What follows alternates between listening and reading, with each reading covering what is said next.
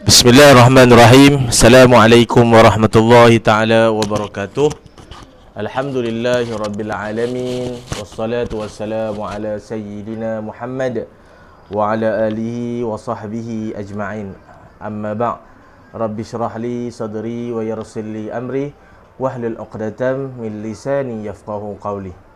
Alhamdulillah, insya-Allah pada petang ini kita akan teruskan kelas kita, PDPR kita dengan mata pelajaran tajwid. Jadi insya-Allah Ustaz akan mengulang kaji silibus tahun 4. Silibus tahun 4 iaitu seperti mana yang kamu tengok pada skrin, iaitu tajuk nun sakinah dan tanwin. Nun sakinah dan tanwin. Okey, nun sakinah dan tanwin terbahagi kepada 5. Terbahagi kepada 5. Seperti mana yang kamu tengok, Ustaz ulang semula. Okey, yang pertama ialah kita tengok izhar. Izhar halqi. Izhar halqi. Okey. Yang kedua ialah idgham. Idgham dia ada dua, idgham bila gunnah dan idgham ma'al gunnah, ataupun juga disebut dengan idgham bi gunnah. Ada dua. Idgham terbahagi pada dua tu, idgham bila gunnah dan idgham ma'al gunnah. Ada situ dua. Okey. Kemudian dia pergi kepada tajuk yang seterusnya, iaitu ikhfa. Ikhfa. Ikhfa apa? Ikhfa hakiki. Okey. Dan yang kelima ialah iqla'. Jadi nun sakinah dan tanwin terbahagi kepada 5. Kalau keluar soalan, nun sakinah dan tanwin terbahagi kepada 5 bahagian ataupun 5 hukum. Jadi Ustaz akan terangkan satu persatu, ataupun kita boleh tengok satu persatu untuk sebagai contoh dan mudah untuk kita nampak, sebab Ustaz dah ada contoh kat bawah tu untuk kamu nampak lah. Baik, huruf izhar. Huruf izhar ada 6 di sini. Jadi bila kamu jumpa huruf izhar, sama ada nun mati ataupun tanwin bertemu dengan huruf-huruf izhar yang 6. Apa dia? Hamzah, ha, kha, ain, ghin dan ha. Okey.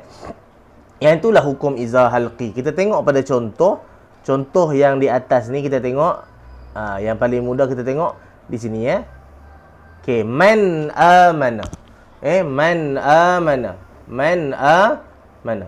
Jadi contoh yang kita boleh nampak di situ, apabila nun mati bertemu dengan hamzah. Nampak di situ? Nun mati bertemu dengan hamzah. Jadi kita nampak di situ, yang itu yang kata izhar. Apa makna izhar? Jelas. Jadi kita bacaan dalam hukum izhar mestilah dibaca dengan jelas. Macam mana? Man amana, a'udzu billahi minasyaitonir rajim. Man amana. Jangan terputus.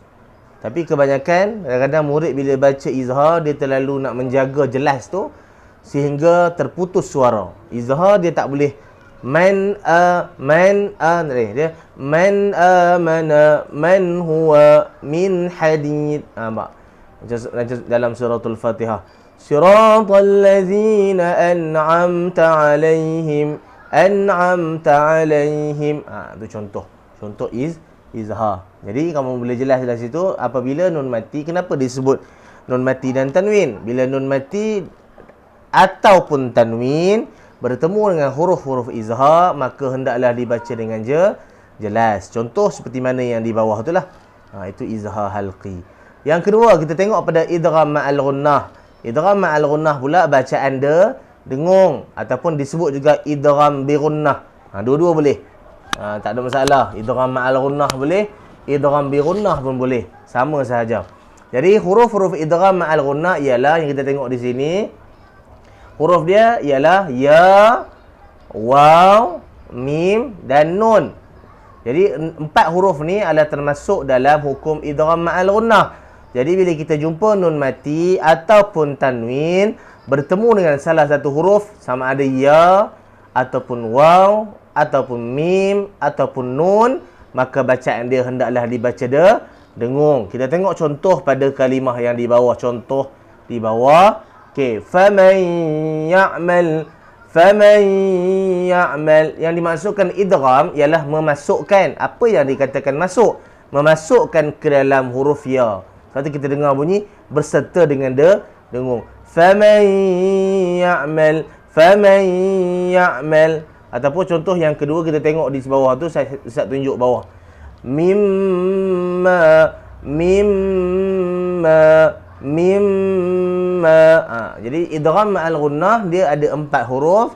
Jadi kalau kamu jumpa nun mati ataupun tanwin bertemu dengan ya ataupun waw ataupun mim ataupun nun, maka hendaklah dibaca dengung kadar 2 harakat. Jadi kita tengok pada tajuk yang seterusnya, idgham bila gunnah. Idgham bila gunnah pula, kita tengok pada idgham bila gunnah, dia ada 2 huruf sahaja. 2 huruf sahaja, lam dan ra. Ada 2 huruf, lam dan ra. Jadi kita tengok min ladunka. Contoh pada yang pertama, tengok dia sama juga nun mati dengan tanwin. Sebab itu yang Ustaz tanya, Ustaz terang nun mati dan tanwin dia ada 5. Jadi bila kita sebut nun mati ataupun tanwin sama ada 2, sama ada dia dia bertemu dengan nun ataupun tanwin. Kita tengok contoh yang pertama.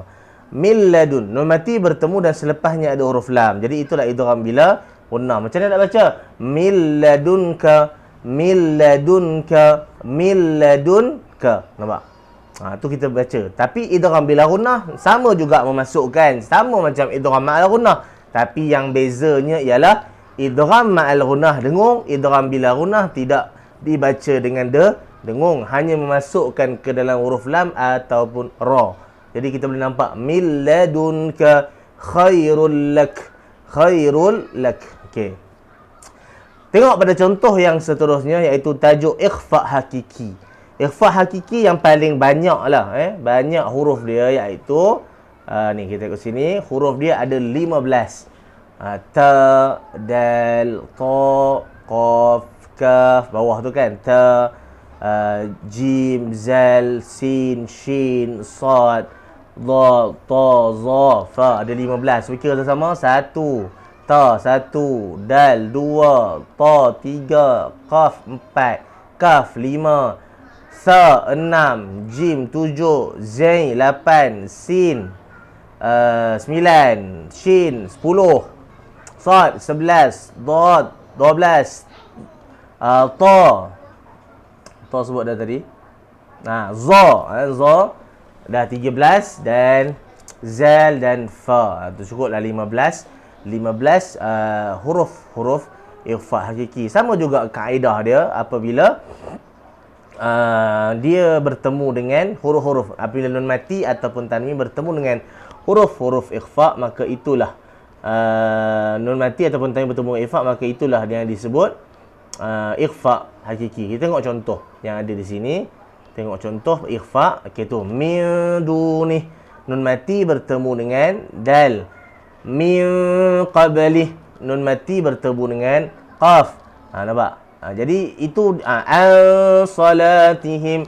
Tu yang ustaz buat anak panah tu, yang tunjuk pada anak panah tu, kita nampak dah kat situ nun mati bertemu dengan sad, nun mati bertemu dengan qaf, nun mati bertemu dengan dal. Jadi termasuk dalam tajuk-tajuk di sini.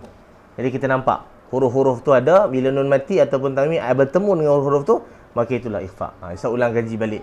Benda ni kadang-kadang kita tahu, tapi bila tak ulang maka kita akan lupa. Jadi kita tengok pada contoh yang seterusnya, iaitu pada tajuk yang terakhir daripada nun sakinah dan tanwin, iaitu iqlab. Iqlab satu huruf saja, iaitu ba. Huruf ba. Macam mana nak kenal dia? Mudah saja. Ada tanda mim yang kecil itu, maka itulah contoh kepada tajuk iqlab. Jadi cara nak baca dia ialah dengung. Dengung macam mana? Dengung secara ringan. Contoh kita tengok sami'an basira. Kita baca iqlab, dia hendaklah dengung secara ringan dengan tidak menutup mulut terbuka sedikit dua bibir mulut. Sami'an basira. Sami'an basira. Jadi kita dah boleh nampak contoh pada ni apabila nun mati ataupun tanwin bertemu dengan huruf ba, ada pula tanda mim yang kecil, maka itulah mim kecil mim kecil nampak ke? Mim kecil macam tu, maka itulah yang disebut tentang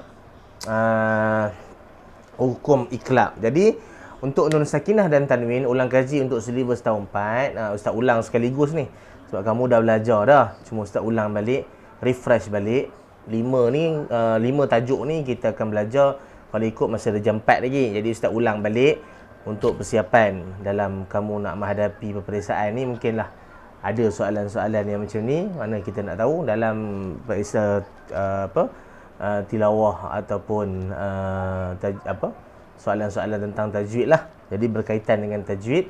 Jadi benda ni untuk asas lah, asas untuk kamu belajar tentang Al-Quran. Jadi kalau kamu boleh kenal, kamu boleh nampak, ni contoh yang mudah lah. Tadi macam banyak kan.